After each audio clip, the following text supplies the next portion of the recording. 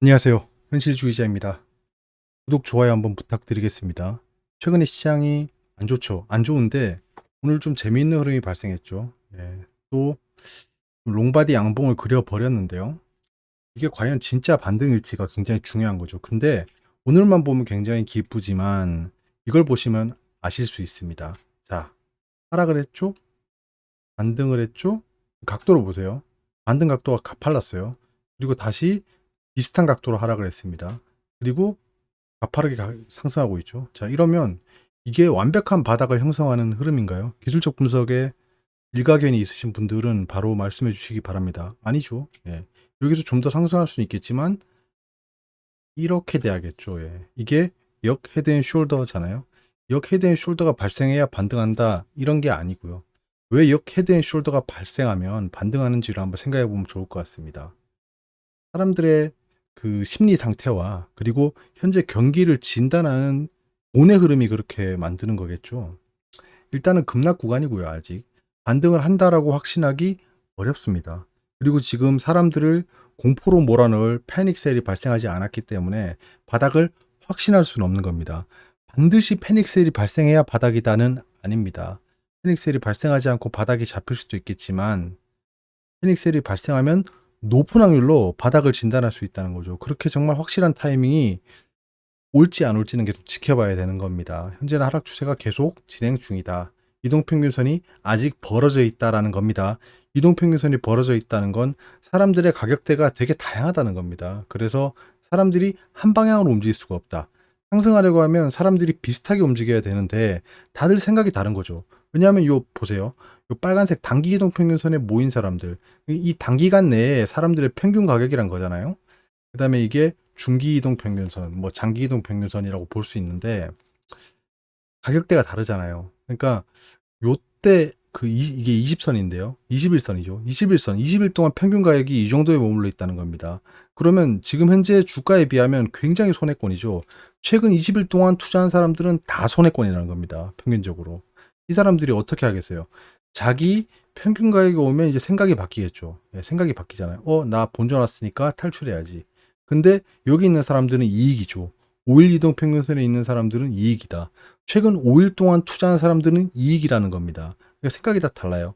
그래서 이동 평균선이 모여야지 방향이 결정된다는 게 모든 주체들의 생각이 비슷해져야 된다는 겁니다. 지금부터는 상승하는구나. 매수해야지. 그때부터 상승하는 거겠죠. 근데 지금은 손절하는 사람, 익절하는 사람, 각기 다르기 때문에 방향이 정해질 수가 없다는 겁니다. 그런 방향이 정해지려면 어느 정도 행보를 해야 되고 그 행보하는 과정에서 바닥을 형성하는데 그게 역 헤드 앤 숄더가 되는 거죠. 기술적 분석상 말씀드렸고요. 다시 결론을 말씀드리면 현재는 바닥을 속단하기 어려운 상태다라는 겁니다. 인버스를 통해서 좀 해지를 해보고 있고요. 한번 기사들을 좀 볼까요?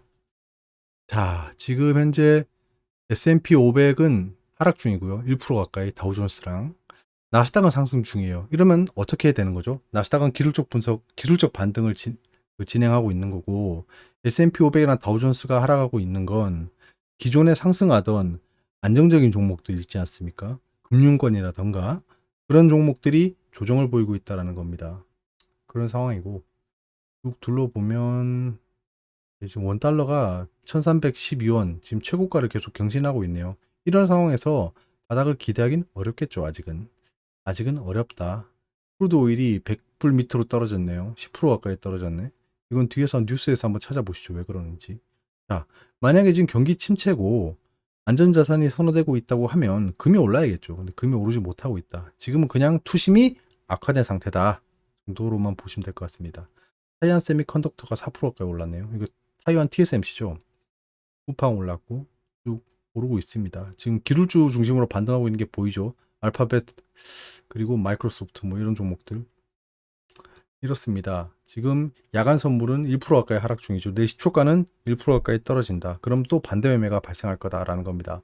그럼 지금 반대 매매가 발생했냐라고 하면 반대 매매 비중이 올라가고 있습니다. 이제 올라가고 있죠. 약 10% 가까이 또 되고 있습니다. 다시 반대 매매 지옥이 발생하고 있다. 제가 지난주에 말씀드렸다시피 반대 매매는 다시 발생할 수밖에 없는 상황이었습니다. 오늘 비록 롱바디 양봉으로 상승했지만 상승한 이유를 한번 살펴볼까요? 무엇 때문이었죠? 자, 러시아가 휴전 가능성을 제기하고 있다. 우크라이나 국민 다수는 반대. 이런 뉴스가 떴는데요. 지금 한국 증시가 반등한 주된 이유가 결국엔 휴전한다라는 겁니다. 현재 악재가 뭐가 있었죠? 예. 여러 가지가 있지 않습니까? 금리 인상부터 시작해서 중국의 코로나 봉쇄, 그리고 러시아와 우크라이나의 지정학적 리스크. 자, 근데 이 세 가지 중에 한 가지죠. 러시아, 우크라이나의 지정학적 리스크가 해소된다라는 건 증시 상승에 당연히 파란불이 들어오겠죠. 근데 러시아와 우크라이나가 휴전할 기미가 보이는지, 또는 러시아와 우크라이나가 진짜 휴전을 했는지가 중요하겠죠. 그럼 내용을 보겠습니다. 러시아와 우크라이나 휴전 가능성이 세간의 관심을 받고 있다. 일부 외신들은 러시아의 휴전 선포 가능성을 제기한 반면, 휴전 선포 가능성을 제기하고 있는 거죠. 그 이유는 뭐 여러 가지가 있겠죠. 현재 러시아군은 돈바스 지역의 75%를 장악한 상황이다. 그러니까 휴전할 수도 있다라는 소설을 쓰고 있는 겁니다. 뭐 그럴 수 있겠죠. 주된 목적이었으니까. 근데 생각해 봐야 되는 게, 여기서부터는 이제 정치적인 추정입니다. 우크라이나 국민 대다수는 반대 의사를 내비치는 것으로 나타났다. 자, 용토를 빼앗겼는데 무슨 휴전을 하고 싶겠습니까? 반대로 생각하면 한국이랑 북한이 전쟁을 했어요. 근데 뭐 강원도, 경상도까지 다 점령을 당했어. 이 상태에서 어떤 국민이 휴전하자고 하겠습니까? 자, 그러면 정치인들이 결정을 하는 거죠. 정치인들은 무엇을 먹고 살죠? 국민들의 표를 먹고 삽니다. 근데 지금 우크라이나 국민 대다수는 반대 의사를 내비치고 있는데 휴전을 강행하진 않겠죠. 예, 이거는 그냥 가능성을 제기한 거로 판단해 봐야 될 것 같습니다. 그러면 오늘 상승한 분이 그대로 떨어질 수 있는 겁니다. 왜냐? 휴전한대 라고 해서 상승했는 거면, 휴전하는 건 그냥 낭설이래라고 하면 그대로 반환하는 거죠. 그대로 반환하는 거 플러스 그 실망 매물이 쏟아지는 거 플러스 이때까지 산 애들의, 그러니까 이 상승한다고, 휴전한다고 해서 상승하는 걸 산 애들이 다 팔겠죠. 그러면 하락이 더 심화될 수 있다는 겁니다. 거기에 반대 매매까지 더해지면 낙폭이 굉장히 커질 수 있다는 겁니다. 이런 상승은 굉장히 위험하다고 저는 생각했습니다. 자, 그리고 2분기가 더 힘들다. 금리 급등의 실적 전망치를 25% 내려간 증권사들. 이게 정말 직방이죠. 예, 직방이 그런 직방은 아니고요.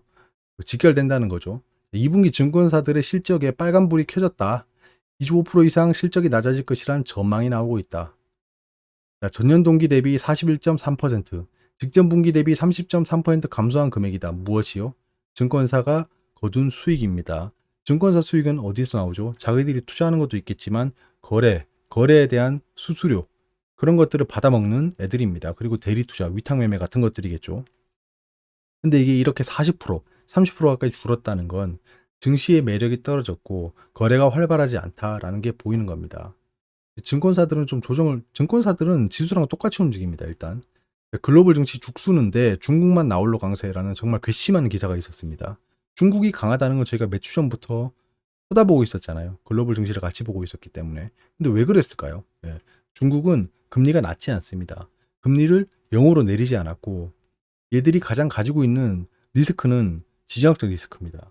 지정학적 리스크가 지금 발생하기 어렵겠죠. 예. 금리가 올라가고 지금 경제적으로 흔들리고 있는데, 이 상황에서 특히나 뭐 트럼프 전 대통령이 아닌 바이든 대통령이 미중 무역 분쟁을 일으킬 리는 없겠죠.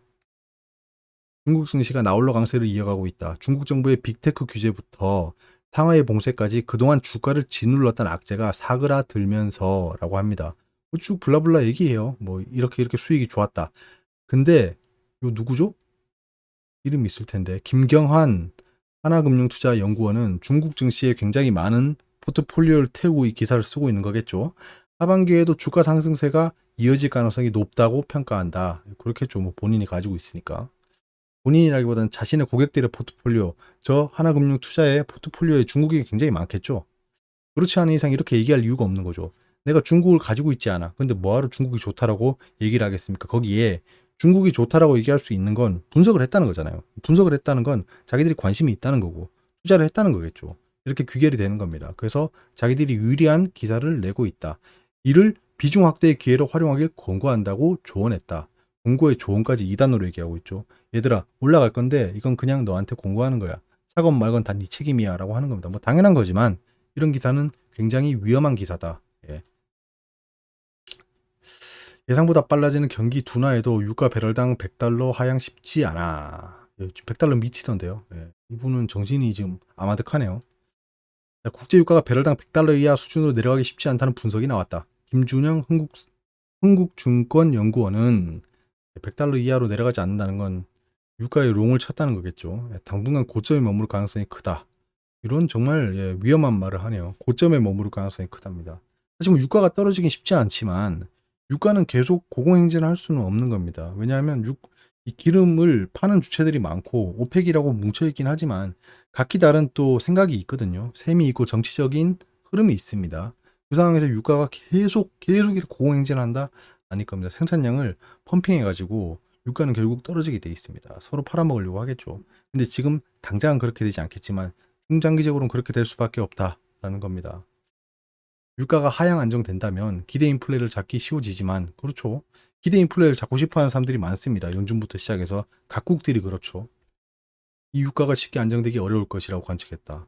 유가가 쉽게 안정되기 어려울 것이라는 증거는 거의 없습니다. 읽어보면 이미 오펙 플러스 국가들은 증산량에 맞춰 실제 생산량을 늘리고 있지 않은 상황. 뭐 이건 뭐 그렇긴 하지만 계속 이렇지는 않아요. 계속 이렇지 않습니다. 이때까지 유가가 올라갔을 때 뉴스들을 생각해 보면 반드시 생산량을 증산하는 애들이 나온다. 그게 이란까지 풀려버리면 정치적으로 굉장히 해소가 되겠죠. 이런 것들 생각해 보면 유가는 예, 100불 밑으로 떨어질 확률이 굉장히 높아 보인다라는 생각이 듭니다. 6월 시장 요약 뭐 이건 좀 뭐 읽어볼 만한 기사긴 한데 S&P 500이 21% 하락, 나스닥이 29.5% 하락. 이 정도면 예, 굉장히 많이 떨어진 거죠. 예, 코로나 때보다 더 많이 떨어졌을 겁니다. 이 정도면 증시가 수치는 더 높지만 코로나 때보다 하락폭을 생각하면 굉장히 고통스러운 거겠죠. 지금은 투자자들이 통곡의 계곡을 지나가고 있다 정도로 판단하시면 될 것 같습니다. 연준 기술적 침체 또 긴축 기조 지속 전망 예, 이건 뭐 연말까지 그렇게 한다고 연준에서 얘기를 했죠. 긴축을 지속할 거다. 예, 3.3%까지 올린다고 했죠. 금리를. 이번 달 또 자이언트 스텝 할 건데 그게 거의 뭐 금리에 관해서는 거의 마지막 위기일 것 같습니다. 하느니 6% 진입한 소비자 물가 상승률 예, 당분간 높은 오름세 이어갈 것. 이거는 뭐 유가가 잡혀야겠죠. 금리도 계속 올라갈 거기 때문에 그 물가는 계속 올라갈 거고요. 거기에 지금 전기세 상승 등 굉장히 많은 난관이 기다리고 있죠. 물가는 계속 올라갈 겁니다. 이게 뉴노멀이 될 거기 때문에 그런 걸 좀 기다려야겠죠. 이렇게 살펴봤는데요. 일단 뭐 인버스를 통해서 좀 해지를 해보고 있습니다. 지금 현재 방향성을 쉽게 가늠하기 어렵습니다. 뭐 지금 방향성 아는 사람 나와보라고 하세요. 예. 는 최근에 중기적인 흐름은 저희가 잘 보고 있었고 이제 향후 중기 흐름을 계속 전망해 봐야 되기 때문에 예측은 좀 의미가 없는 것 같습니다. 전망을 해봐야 되고 대응을 해야 되는 영역입니다. 지금은. 그래서 우리가 같이 머리를 맞대고 여러 가지 데이터와 시황을 잘 봐야 된다라는 결론을 한번 내려보겠습니다. 내일은 삼성전자, SK하이닉스, 셀트리온 공매도 이 팩트가 중요하겠죠. 데이터가 중요합니다. 현재는 돈들이 어떻게 움직이고 있는지를 판단하면서 방향성을 보는 거겠죠. 결국에 한국 증시가 상승하려면 삼성전자, SK하이닉스, 그 다음에 바이오 대장인 셀트리온, 삼성바이오로직스 이런 종목들이 올라야 합니다. 그런 종목들 한번 보면서 시장 방향성을 타진해 보는 게 어떨까요? 여러분 요즘 고생이 많으십니다. 다 같이 이 난관을 헤쳐나가 보도록 하겠습니다. 왜냐? 저나 여러분들이나 같이 투자를 하고 전쟁터에 뛰어들어 있는 전후기 때문입니다.